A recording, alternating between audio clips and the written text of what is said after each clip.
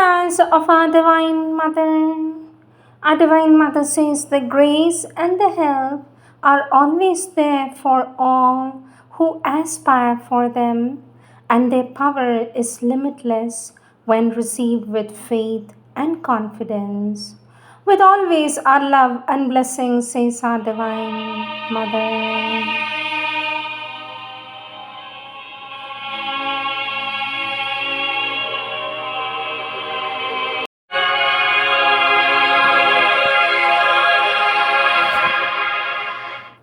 Sri Aurobindo Savitri, Book 5, The Book of Love, Canto 2, Satyavan, page 395.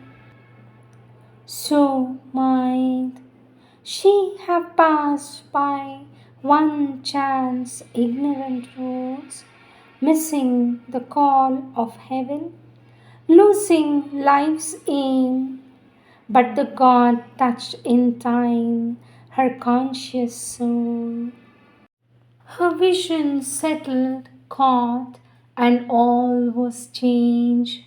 Her mind at first dwelt in ideal dreams, those intimate transmitters of earth's signs that make known things a hint of unseen spheres, and saw in him the genius of the spot, a simple figure standing mid earth's scenes, a king of life outlined in delicate air. Yet this was but a moment's reverie, for suddenly her heart looked out at him. The passionate seeing used thought cannot match, and knew one nearer than its own close strings. All in a moment was surprised and seized, all in inconscient ecstasy, lain wrapped, or under imagination's colored lids, held up in a large mirror air of dream, broke forth in flame to recreate the world. And in that flame to new things she was born. A mystic tumult from her depths arose, hailed, smitten, erect like one who dreamed at ease.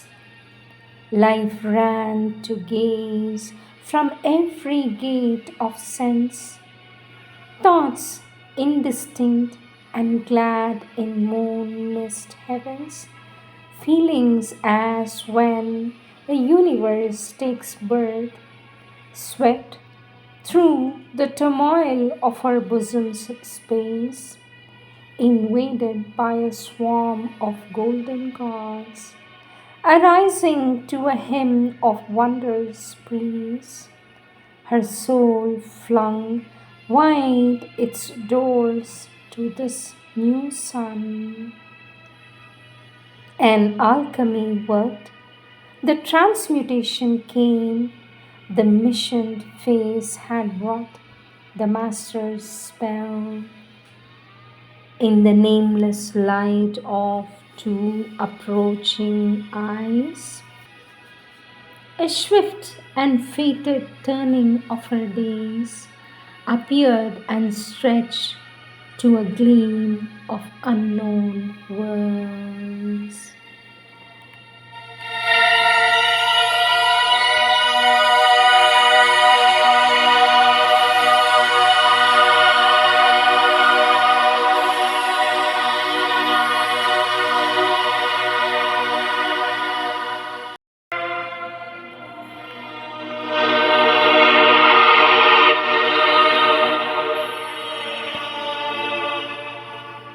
Words of our Divine Mother, taken from the compilations of our Divine Mother, book The Sunlit Path, selections from the Conversations of our Divine Mother, page 1, topic Invitation, Subtopic: The Great Adventure. Our Divine Mother says we are in a very special situation, extremely special, without precedent. We are witnessing the birth of a new world, very young, very weak, not in its essence, but in its outer manifestation, not yet recognized, not yet felt, denied by most. But it is here, making an effort to grow, absolutely sure of the result. But the road to it is a completely new road, one that has never been traced before. Nobody has gone there, nobody has done this. It is a beginning, a universal beginning, so it is an absolutely unexpected and unpredictable adventure. Our Divine Mother says there are people who love adventure. It is these I call. I tell them this. I invite you to the great adventure. Our Divine Mother says it is not a question of repeating spiritually what others have done before us, for our adventure begins beyond that. It is a question of a new creation, entirely new, with all the unforeseen events, the risk, the hazards it entails, a real adventure whose goal is certain victory, but whose road is unknown and must be traced out step by step in the unexplored. Something that has never been in this present universe and will never be in the same way again. If that interests you, well, let us embark.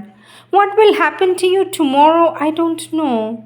You must put aside all that you have foreseen, all that you have planned, all that you have built, and then set off, walking into the unknown, and come what may. Our Divine Mother says there is a moment when life as it is, human consciousness as it is, seems to be something absolutely impossible to bear. It creates a kind of disgust, a repugnance. One says, no, it's not that, it's not that. It can't be that, it can't go on. Well, when you come to a point, when you come to that point, there is nothing to do but to throw your all your effort, all your strength, all your life, all your being into this chance, if you like, or this exceptional opportunity being given to cross over to the other side. What a relief to set foot on the new path, the path that will lead you elsewhere. This is worth the trouble of casting aside a lot of baggage, of getting rid of many things so that you can make this leap. This is how I see the problem, says our Divine Mother. A decisive turning point. Our Divine Mother says at the moment we are once again at a decisive turning point in the history of the earth. From every side, I'm asked, what's going to happen? What's going to happen? Everywhere there is anxiety, expectation, fear. What is going to happen? There is only one reply, says our Divine Mother, if only man would consent to be spiritualized. And perhaps it would be enough if some individuals become pure gold, for this example would be enough to change the course of events. We are faced with this necessity in an urgent way. This courage, this heroism, the divine wants of us, why not use it to fight your own difficulties, your own imperfections, your own obscurities? Why not heroically face the furnace of inner purification so that it is not necessary to pass once again through one of those terrible gigantic destructions that plunge an entire civilization into darkness? This is the problem before us. It is for each one of us to solve in his own way, says our Divine Mother. Next subtopic: control your impulse. From the time you're quite young, the work of your educators or your teachers is to teach you to control your impulses and to obey only those that are in harmony with the laws you live under, or the ideal you wish to follow, or the customs of the environment in which you live. The value of this mental construction that will govern your impulses depends largely on the surroundings you live in, and the character of your parents or those who educate you. But whether it is good or bad, mediocre or excellent, it is always the result of mental control over the impulses. Our Divine Mother says, when your parents tell you you shouldn't do that, or when they say you should do this, it is the beginning of an education for the mind's control over the impulses. Next subtopic: dealing with desires, a child's desires. Question: sweet mother, how can one help a child to come out of this habit of always asking? For this, our Divine Mother says there are many ways. First of all, you must know whether you are not simply going to stop him from freely expressing what he thinks and feels, because that is what people usually do. They scold, they even punish him, so the child forms the habit of concealing his desires, but he is not cured of them. And if you see, if he is always told, no, you are not going to get that, then this state of mind simply gets settled in him. When you are small, nobody gives you anything. You have to wait till you are big. When I am big, I'm going to get all that I want, and that's how it is. That doesn't cure them either. Our Divine Mother says it is very difficult to bring up a child. There is a way that consists in giving him whatever he wants, and naturally, the next minute, he will want something else, because that's the law of desire. Never to be satisfied, so if he's intelligent, you can tell him, but you see, you insisted so much on having that, and now you don't care anymore, you want something else. The best way to cure me is to give me what I ask for, says the child. Some people cherish this idea all their life. When they are told that they should overcome their desires, they say the easiest way is to satisfy them. This kind of logic seems impeccable, but the fact is that it is not the object of desire that has to be changed. It is the impulse of desire, the moment of desire. And for that, a great deal of knowledge is needed, and that is difficult for a very young child. Our Divine Mother says basically one should begin perhaps by shifting the moment to things that are better to have from the true standpoint and are more difficult to obtain. If one could turn this impulse of desire towards, for example, when a child is full of desires, if one could give him a desire of higher kind, instead of it being a desire for purely material things, you understand, an utterly fleeting satisfaction, if one could awaken in him the desire to know, the desire to learn, the desire to become a reasonable, remarkable person, things like that, to begin like that. Since these things are difficult to do, says our Divine Mother, he will gradually develop his will to do them.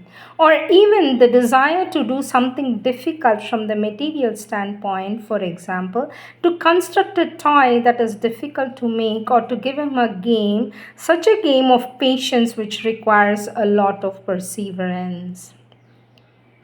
A Divine Mother says if one can orient them, it takes a lot of clarity, a lot of patience, but it can be done. If one can orient themselves towards something like this, to succeed in very difficult games or to work out something that requires a lot of care and attention, to push them towards something like that so that it exercises a persevering will in them, then that can have results to turn their attention away from certain things and towards others.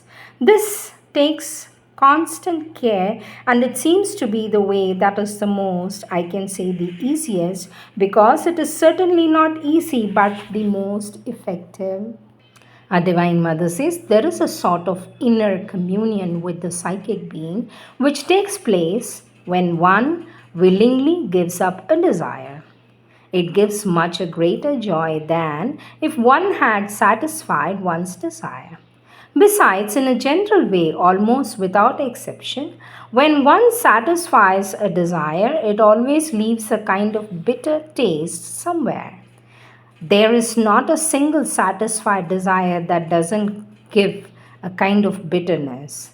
Just as when you have eaten a sweet that is too sugary, it fills your mouth with bitterness. It is like that.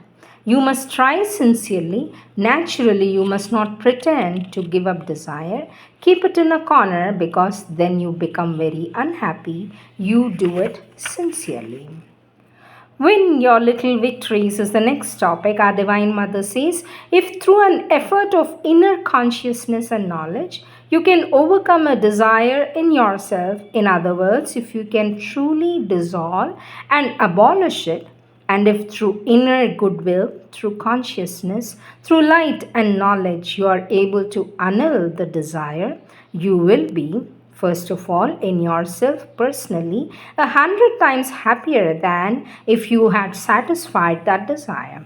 And then it will have a marvelous effect. It will have a repercussion in the world of which you have no idea.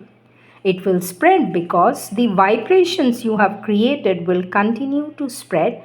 These things grow larger like a snowball. The victory you win in your character, however small, is a victory that can be won in the whole world. If you really want to do something good, the best thing you can do is to win your little victories in all sincerity, one after the other, and in this way you will do for the world the utmost you can do. Change yourself first is the this next topic. Our Divine Mother says you can do nothing for others unless you can do it for yourself. A Divine Mother says you can never give good advice to someone unless you can give it to yourself first and then follow it. And you see a difficulty somewhere, the best way to change this difficulty is to change it in yourself first. If you see a defect in someone, you can be sure it is in yourself and you begin to change it in yourself. And when you change it in yourself, you will be strong enough to change it in others. And this is a wonderful thing, says our Divine Mother. People don't realize what an infinite grace it is that this universe is arranged in such a way that there is a collection of substance for the most material substance to the highest spiritual substance, and it is all gathered together in what is called a small individual, but in the hands of a central will. And that is yours, your field of work. No one can take it away from you. It is your very own. And to the extent you can work on it, you can have an effect on the world, but only to that extent. Besides, you must do yourself. You must do more for yourself than you do for others, says our Divine Mother.